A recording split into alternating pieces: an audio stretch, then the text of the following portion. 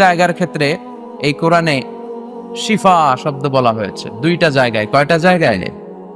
এক হচ্ছে কোরআন শিফা, ওয়া নুনাজ্জিলু মিনাল কোরআনি মা হুয়া শিফাউ ওয়া রাহমাতুল লিল মুমিনিন ওয়া লা ইয়াজিদুয যালিমিনা ইল্লা ফাসারা। কোরআন পড়লে শিফা, কোরআন পড়ে ফু দিলে অসুস্থ ব্যক্তিকে সুস্থ করে দেয় কে? সূরা ফাতিহার নাম হচ্ছে সূরাতুশ শিফা, দ্য সূরা অফ রেমেডি, আরোগ্য লাভ করার সূরা। সূরা ফাতিহা পড়ে ফু দিবেন, সুস্থ।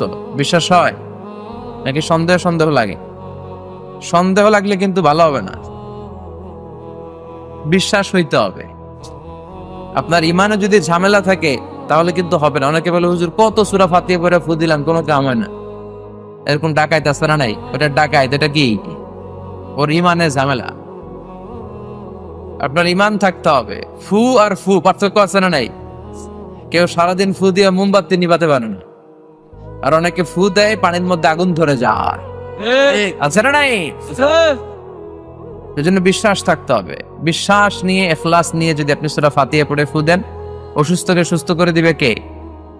বিশ্বনবীর সাহাবারা সফরে বেরিয়েছেন আবু সাঈদ আল খুদরি রাদিয়াল্লাহু তাআলা আনহুর নেতৃত্বে। পথিমধ্যে দেখলেন এক গোত্রের এক সর্দার অসুস্থ।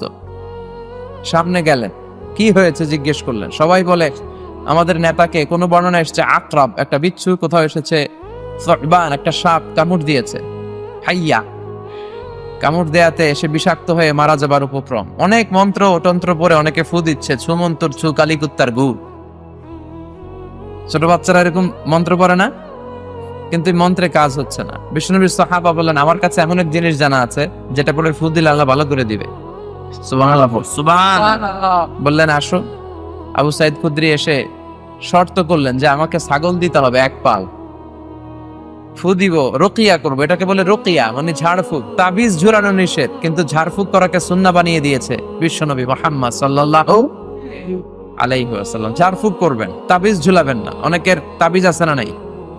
অনেক ছেলেপেলারা গলায় ঝুলায়, হাতে ঝুলায়, আবার কোমরে ঝুলায়। ওটার নাম দিয়েছে কাইতন। এই কাইতন তাবিজ এগুলো ছিঁড়ে ফেলবেন। এগুলো ছিঁড়ে সূরা ফাতিহা, আয়াতুল কুরসি, 3 কুল, সূরা ইখলাস, সূরা ফালাক, সূরা নাস পড়ে ফু দিলে অসুস্থরে সুস্থ করে দেয় কে? আবু সাঈদ আল খুদরি রাদিয়াল্লাহু তাআলা আনহু উনি বসলেন, বসে ফু দিলেন। প্রথম ফু দেয়াতে চোখ বন্ধ ছিল, চোখ খুলে ফেলছে। আবার ফু দেয়াতে শোয়া থেকে বসে গেছে। আরেকবার ফু দেয়াতে দাঁড়িয়ে হাঁটতে শুরু করেছে। তার মানে কোরআন পড়ে ফু দিলে সুস্থ করে কে? আরেকটা হচ্ছে মধু। মধু খেলেও সুস্থ করে দেয় কে? বেশি বেশি মধু খাবেন। মধুর ভেতরে আল্লাহ তাআলা শিফা দিয়ে দিয়েছে।